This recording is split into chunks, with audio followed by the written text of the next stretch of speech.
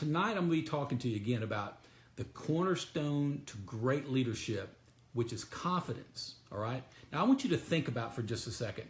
Have you been around leaders before and they just lack confidence?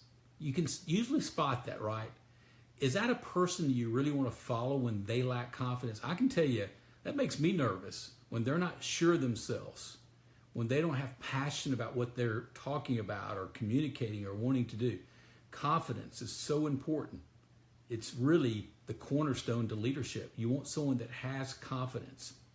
And think about maybe in your own life when you've presented to a group or you're leading out on an initiative or a project and you lack confidence yourself. You know what that feels like.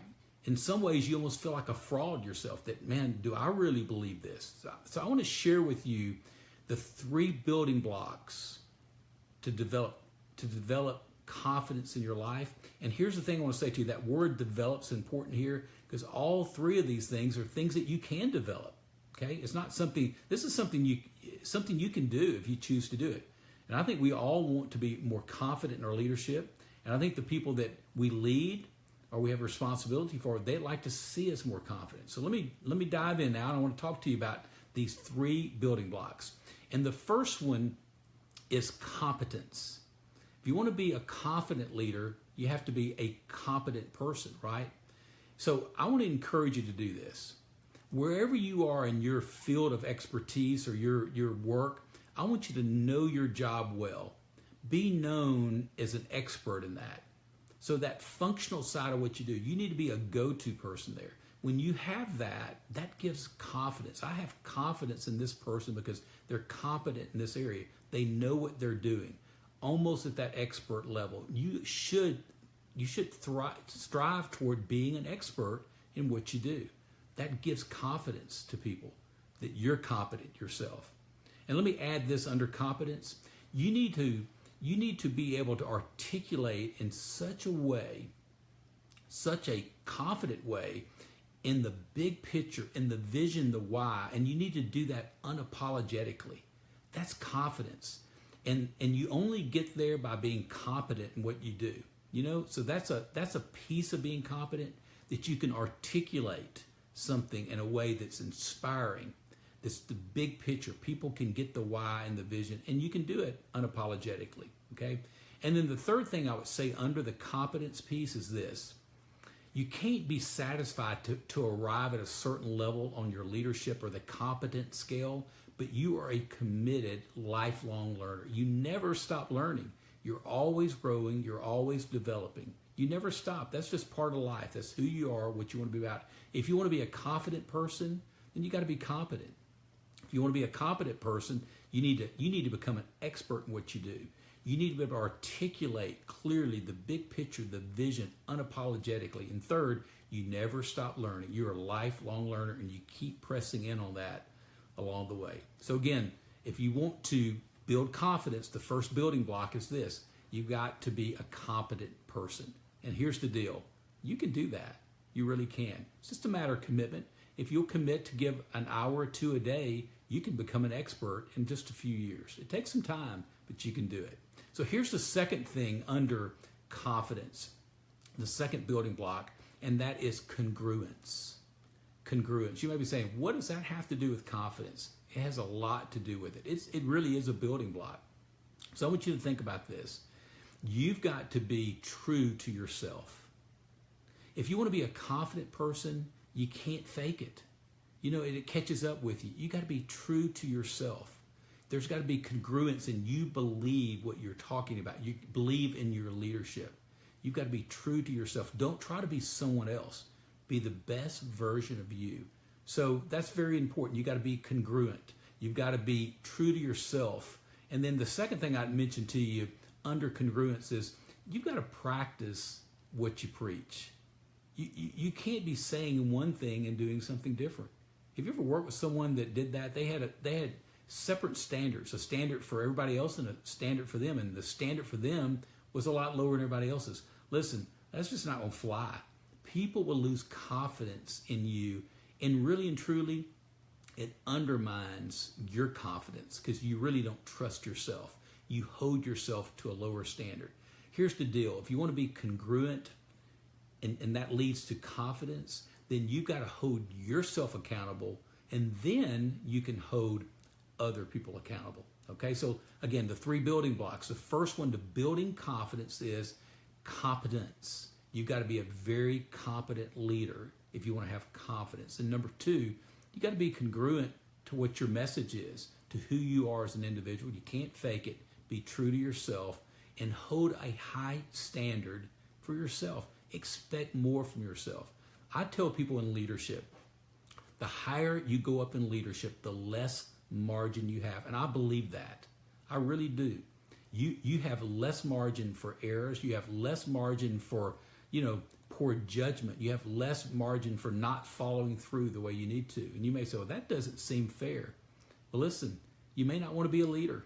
Leadership is not easy. In fact, man, I've experienced almost every week, there's always tough decisions I have to make.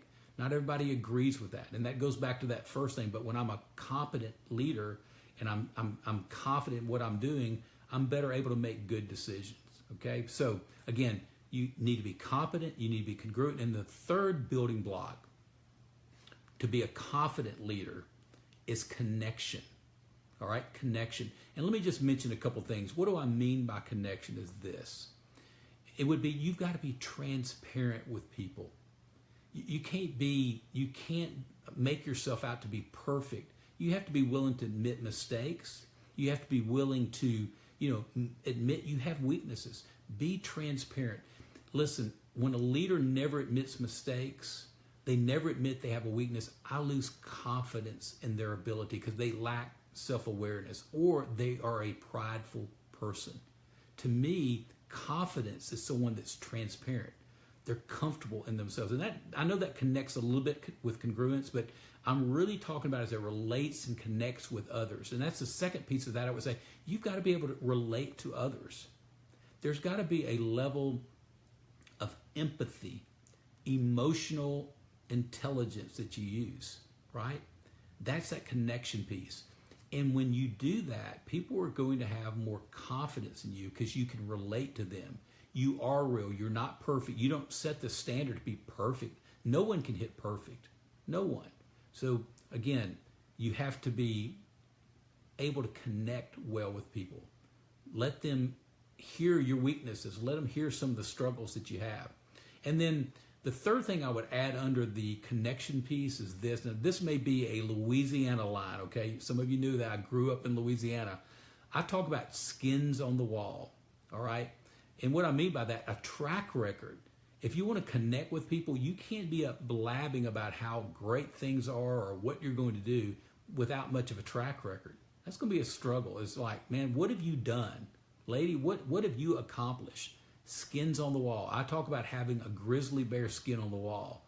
Not just squirrel hunting, but you're able to connect well with people because you're transparent, you can relate, but you also have a track record that people can count on. They have confidence. If Scotty says he's going to do it, you can bank on it because he's got a track record. Same thing should be said about you. You've got that track record to go along with it. Now listen, all 3 of these building blocks, competence, congruence, and connection, are things that we can all develop. It's not something that limits you. You can absolutely do that. All right, and here's the thing. Confident people are just happier people. They just are. They're comfortable with themselves. They're confident. They're not walking around being scared all the time. They have a level of confidence, self-assuredness. And here's the other thing. Confident people, they're open to get feedback. Because they want to get better. They're not offended by that. If you're secure in yourself, you're confident in yourself, you don't mind getting criticism or feedback.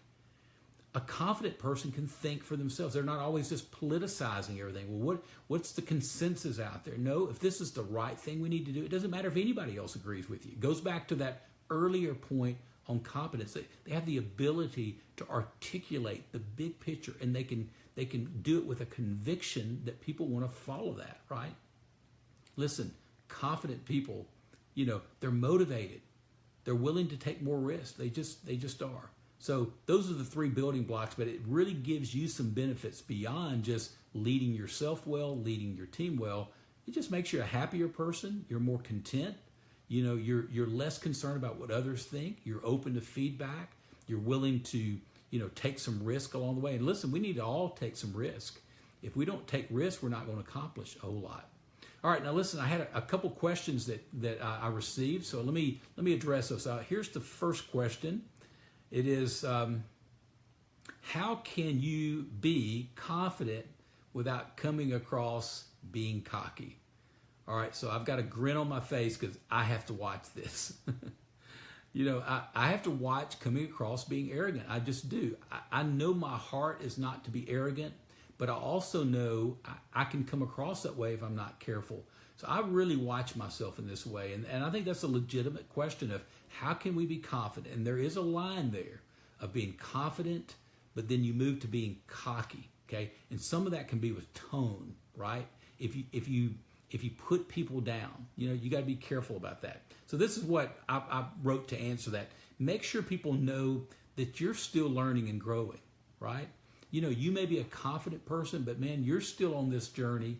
You're still learning. You're still growing. And you know, you got things that you got to continue to improve on as well. And let people hear your heart.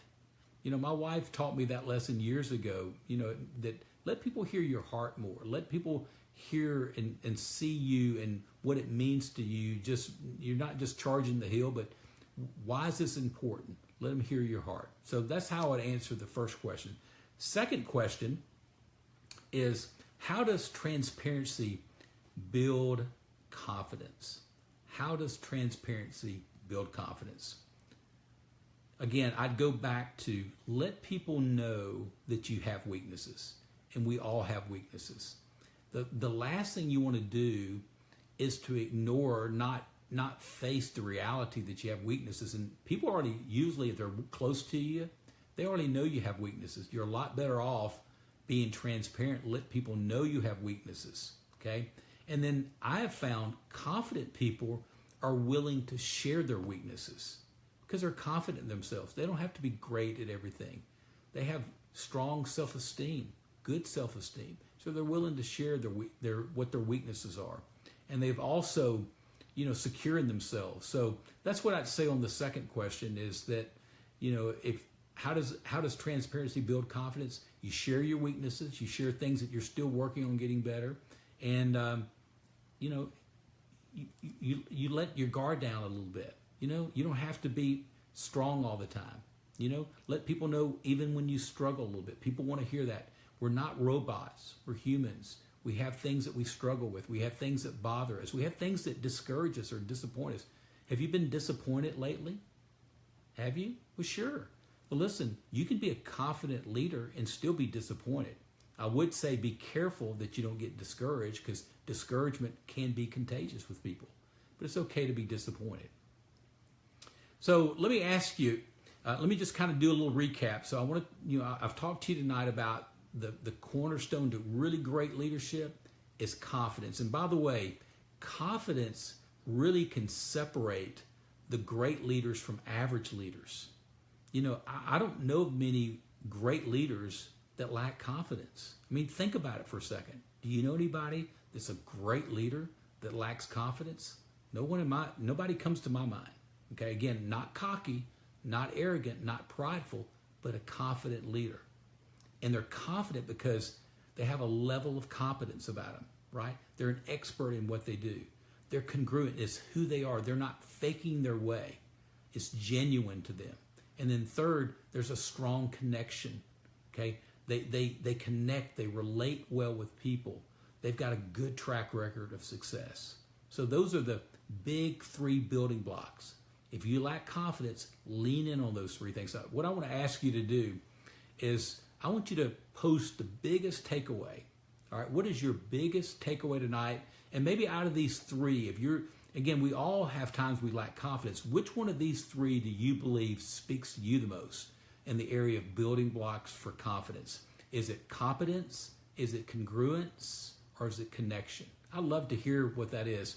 And listen, if this has helped you tonight, I want to ask you to do me a favor and share this. All you have to do is hit the share button. That's all you have to do if this has helped you. And encourage others to check out our Facebook Live. Well, listen, till next time we get together next week, I'm going to be leading myself well. I hope you'll be leading yourself well. Until next time, take care.